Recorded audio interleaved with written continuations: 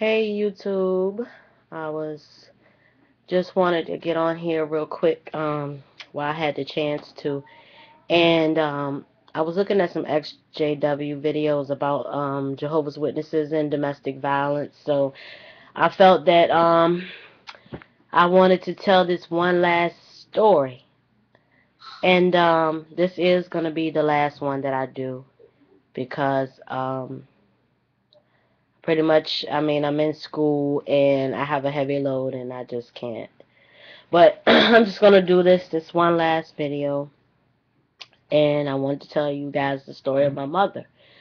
Um, in some of my earlier videos when I was actually telling my story, I did mention the fact that my parents were deceased, but I didn't mention the fact of the events that led up to them being deceased. So, this story is for Mary.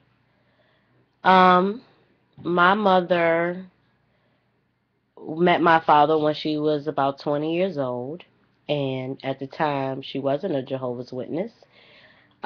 She had my sister already. My sister was probably about 3 months old, and she started dealing with my father. My mother, my father, his family were Jehovah's Witnesses, and my mother, she had a church background.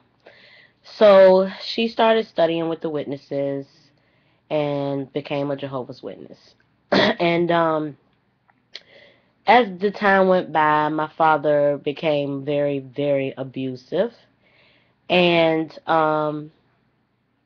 he started fighting her and beating on her.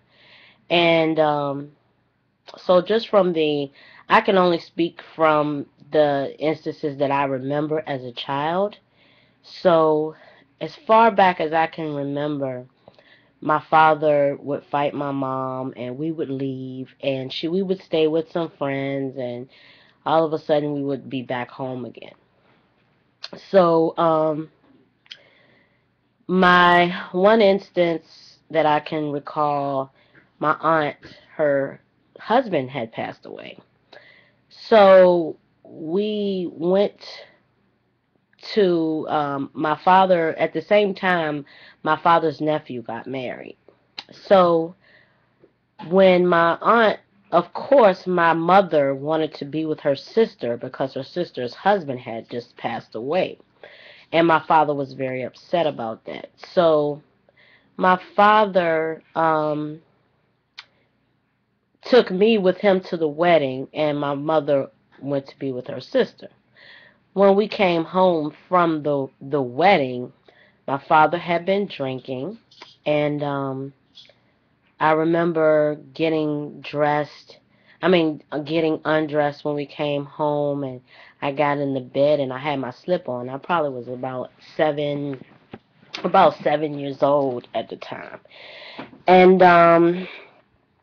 so I heard this like tussling, and I stepped out of my room, and when I peeked around the corner, I saw my mother like hitting my dad with something, and he was on her, like he was beating her. And my brother came running downstairs, and when he ran downstairs, he tried to stop my father. So my father said, you know, I got something for all y'all, and he left. So when he left, my mom they ran. I think she went upstairs because we had an attic upstairs. And I remember running out the back door, and as I peeked around the porch, I saw my dad go into his car, and he got something out of the car, and he was going around the front.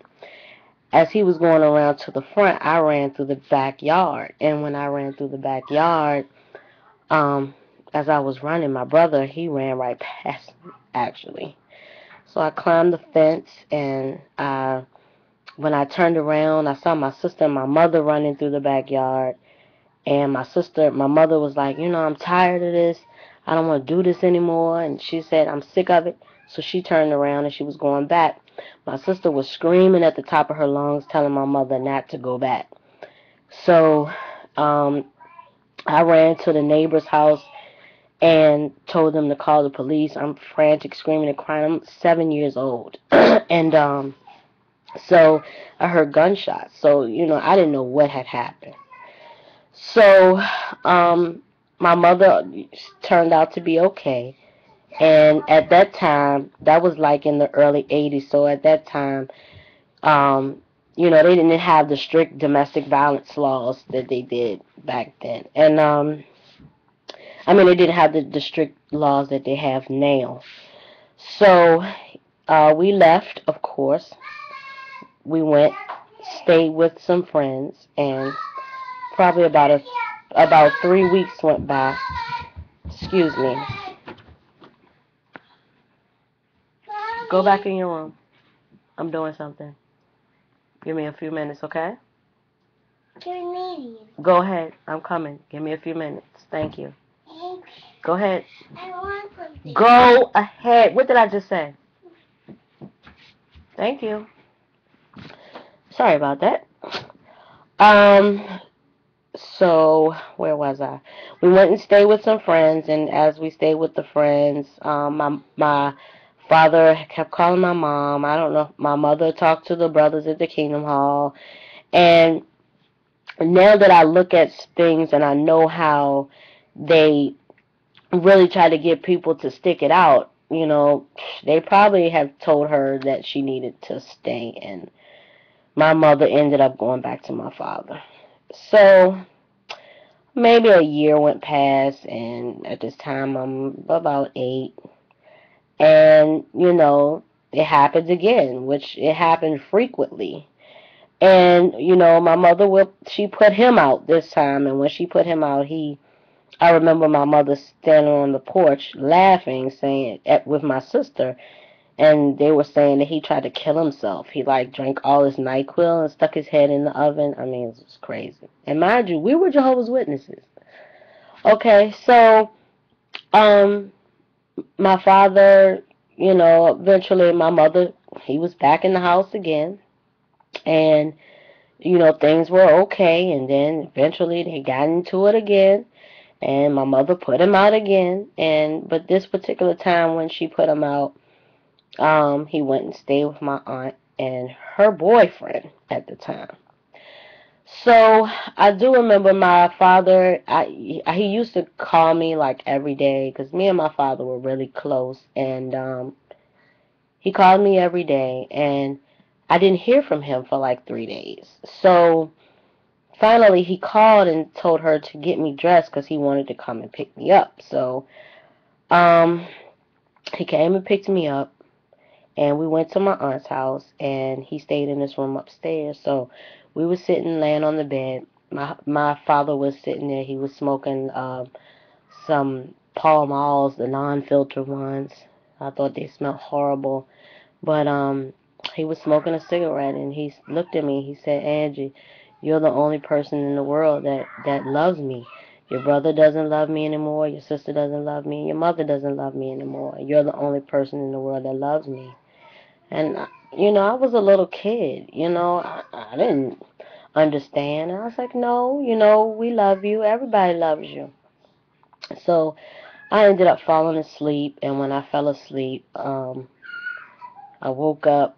He had put me on the couch downstairs, and I woke up in the middle of the night, and I just had this funny feeling, and I went in to check on him, and he was sitting on the porch smoking a cigarette. So maybe a little later after that, um, it had to be around 4 because it was still dark outside, and the phone rang, and my uncle picked up the phone, which is my aunt's boyfriend, and I heard him crying, and he said that, what am I supposed to tell Angie? How's she going to understand? And right then I knew that something was wrong. And so the next morning, when it got light, he woke me up, and he set me on his lap, and he told me that my mother and my father that my father was gone, and I was never going to see him again. So, this whole time wondering, okay, well, what's going on? Where's my mother? And he ended up taking me to my uncle's house, and then my uncle tells me that the same thing, that my brother, I mean, that I wasn't going to see my mother and my father again. He said it was an accident, so I'm thinking they were in a car accident. So when my sister and my brother were taking me back to the house, my sister said, "Did they tell you what happened?" I said, "No." She said, "Daddy killed Mama and killed himself." And my life changed forever.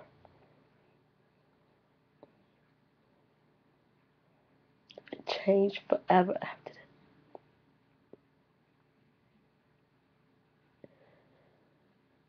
So that's my mother's story. That's the story of Mary. And I asked my sister yesterday about it. She said that everybody in the Kingdom Hall was so hurt. All the sisters were so hurt because she was the one who was standing up to my dad, and all the stuff that all the other sisters was going through. They used to talk to my mother about it, but he took her life. But I just wanted to share that with you, and that's going to be my last. This is going to be my last video. So be blessed.